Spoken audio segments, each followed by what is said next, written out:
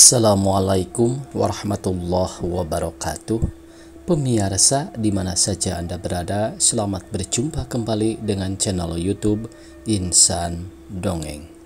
Pada kesempatan ini saya Bang Elgi akan melanjutkan Kasih di Medan Perang bagian ke-7. Terima kasih kepada semua subscriber yang selalu setia mengikuti. Selamat mendengarkan.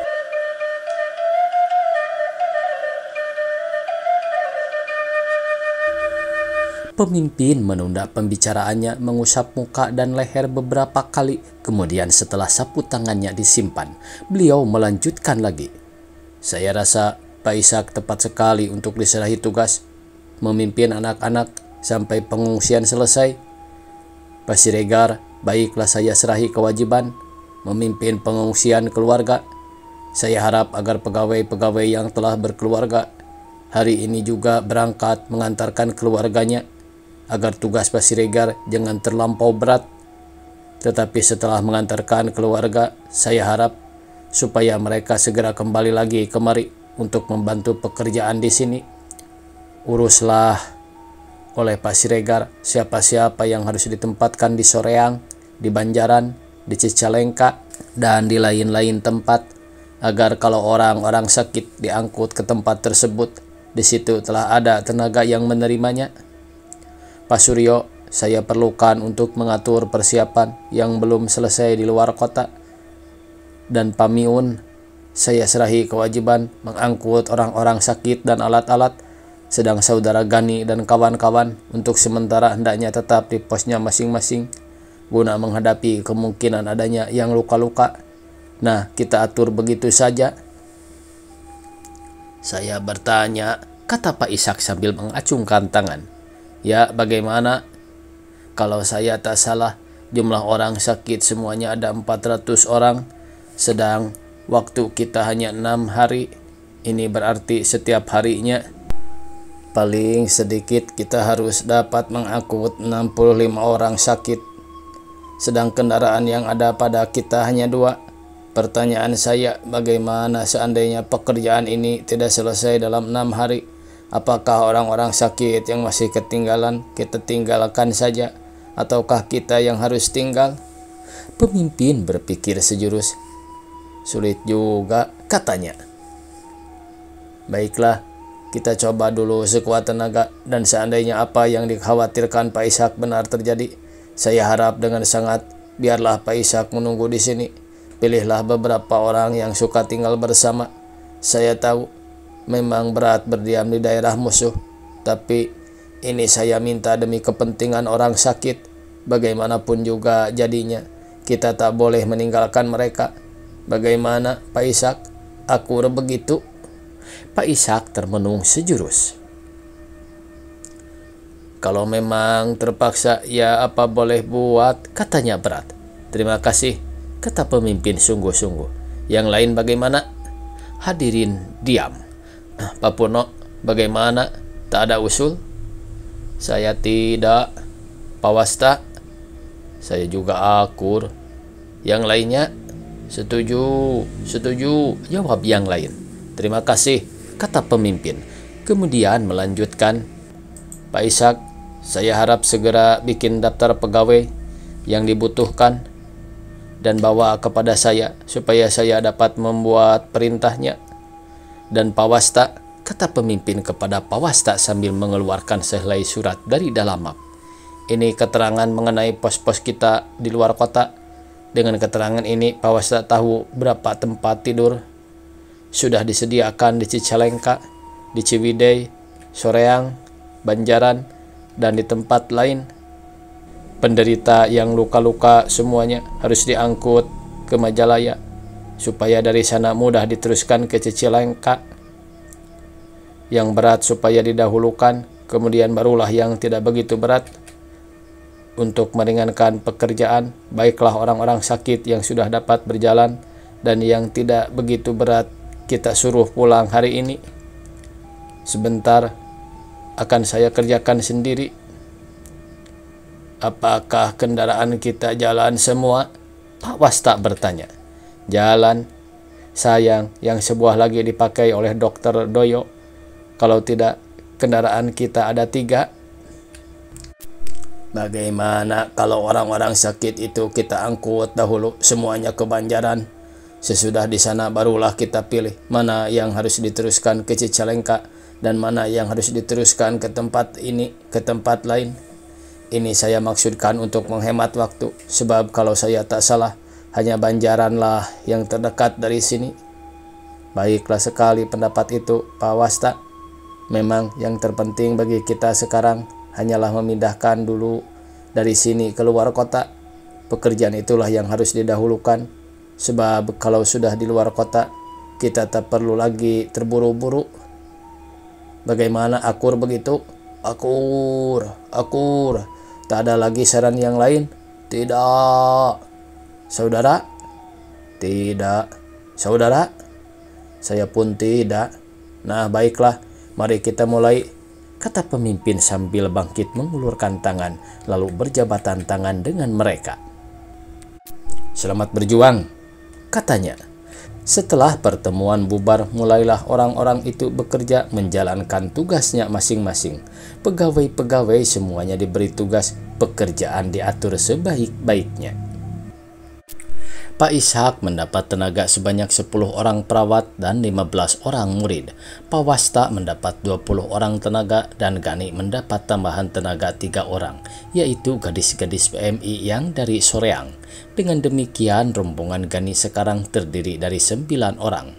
Sekeluar dari kamar pemimpin, Oman dan Tati menyongsongnya. Ada kabar apa nih? Tanya Oman. Penting, jawab Gani pendek. Mana Ani dan Nana? Coba panggil, aku menunggu di kamar. Hei Tat, sekalian saja panggil Lela, Maryam dan Ratna. Dan kau, Man, lekas cari Rahmat, suruh datang segera. Setelah memberi perintah itu, Gani segera masuk ke kamarnya. Ia duduk bertopang dagu, kepalanya penuh dengan berbagai soal. Berat juga hatinya untuk meninggalkan kota Bandung itu. Setengah jam kemudian kawan-kawannya telah berkumpul, lantas segera Gani memberi penjelasan. Apa yang tadi didengarnya disampaikannya kepada kawan-kawannya. Setelah itu ia berkata lagi, ya saudara-saudara, kewajiban kita memang berat. Kita belum tahu lagi apakah dalam pengunduran pasukan itu terjadi pertempuran atau tidak. Tetapi satu hal kita sudah tahu, yaitu Bandung akan dijadikan lautan api, dan karena itu barangkali dari sekarang kita sudah dapat membayangkan apa yang mungkin terjadi. Seandainya terjadi pertempuran besar-besaran, tentu tugas kita menjadi sangat berat, karena tenaga kita hanya sedikit.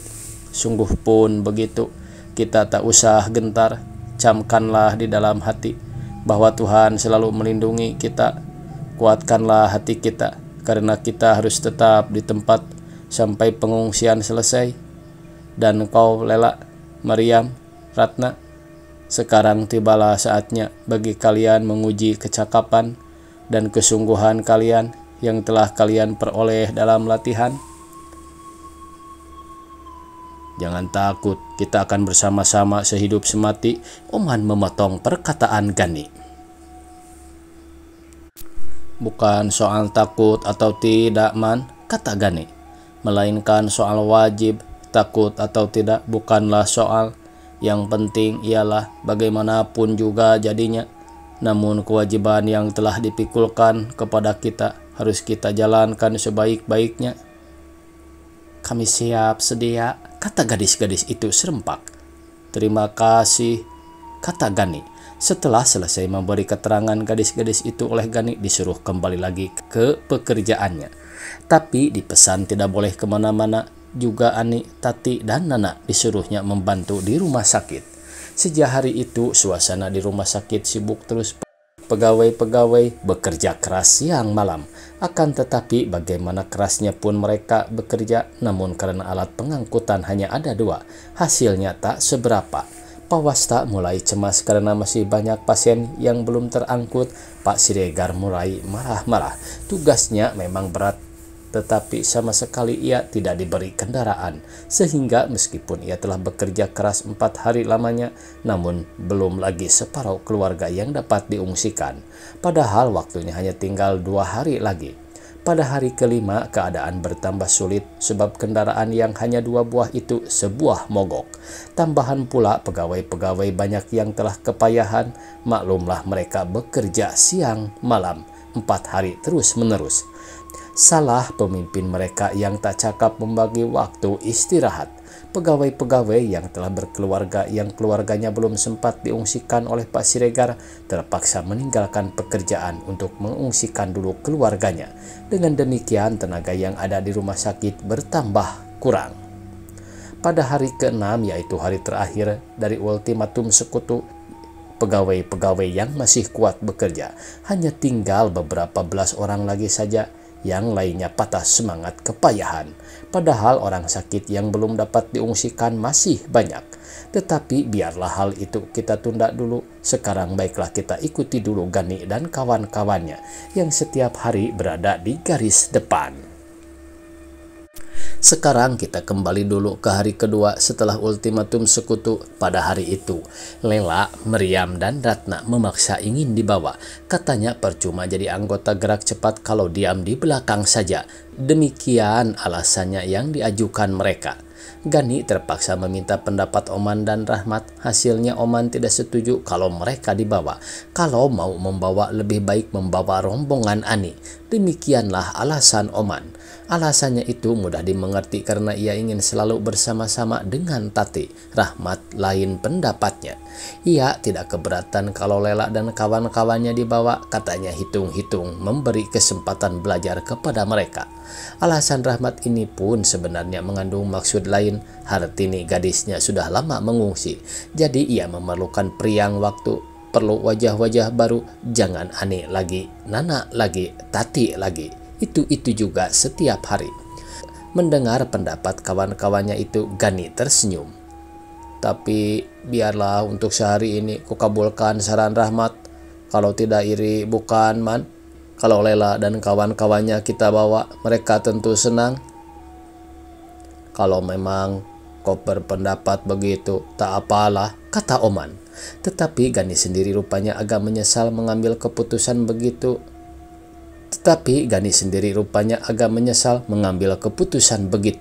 Ya, dia memang merasa bertanggung jawab atas keselamatan gadis-gadis itu, padahal mereka belum berpengalaman untuk menjaga dirinya sendiri. Jangan-jangan nanti lebih menyusahkan daripada memberi bantuan. Mendengar keputusan itu, Lela dan kawan-kawannya amat girang. Ratna yang lincah itu menari-nari bagai anak kecil yang mendapat hadiah dari ibunya, berputar-putar mengelilingi Gani. Tangan Mariam ditariknya dan Mariam turut berputar-putar, sedang Lela bertepuk-tepuk seperti memukul mat. Sudahlah, mari kita berangkat, kata Gani sambil bangkit dari kursinya. Kuatkah kalian jalan kaki? Tanya Oman dengan suara sungguh-sungguh. Ia hendak menguji kesanggupan gadis-gadis itu. Jauhkah? Tanya Lela. Jauh sekali. Ah, jangan didengar Lela. Oman mau mengujimu barangkali, kata Rahmat. Biar saja, tak apa jauh juga. Masa tak kuat? Kata Lela gagah. Akur begitu Lela, jangan kalah gertak kau, kata Gani. Pos Gani bukan lagi yang di Jalan Lengkong, melainkan telah dipindahkan ke dekat Bojong Loa.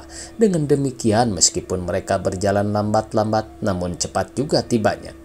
Rumah yang digunakan untuk pos itu sebenarnya cukup besar, tetapi yang dipakai Gani hanya 2. Kamar depan, sebab kamar lainnya dikunci oleh yang punya rumah. Untung dapurnya dapat dibuka dan kamar mandinya tak dikunci. Di belakang rumah terdapat sebuah kolam kira-kira sebesar 5 meter persegi.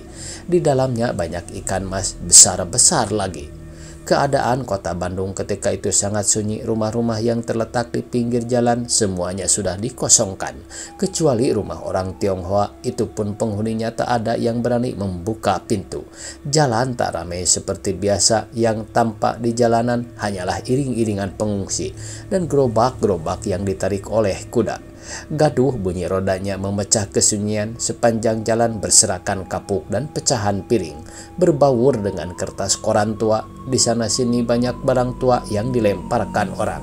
Kebanyakan terdiri dari alat dapur seperti dangdang rusak, mangkok kaleng, bakul nasi, dan sebagainya. Di halaman-halaman rumah banyak terlihat tempat tidur yang sudah dibongkar dan peti-peti kosong yang hampir semua tutupnya terbuka. Pengemis-pengemis yang biasanya diusir dari rumah ke rumah sekarang bebas berkeliaran. Mereka tak ada yang melarang tidur di dalam gedung atau menangkap ayam orang yang berkeliaran. Banyak di antara mereka yang mengumpulkan barang-barang penduduk yang ketinggalan, dan kesemua barang yang telah dikumpulkannya itu dengan sendirinya jadi miliknya. Sebentar-sebentar tampak sepasukan TKR dengan wajah suram berbaris meninggalkan kota, sangat mengharukan tampaknya. Senjata mereka belum digunakan semua, kesanggupannya pun belum ditunjukkan sepenuhnya. Semangat mereka pun belum padam, tetapi sekarang mereka terpaksa meninggalkan daerahnya, terpaksa mundur. Mundur bukan karena kalah bertempur, mundur bukan karena tak kuat menahan lawan, melainkan mundur begitu saja. Kota Bandung harus mereka tinggalkan untuk kemudian diduduki musuh.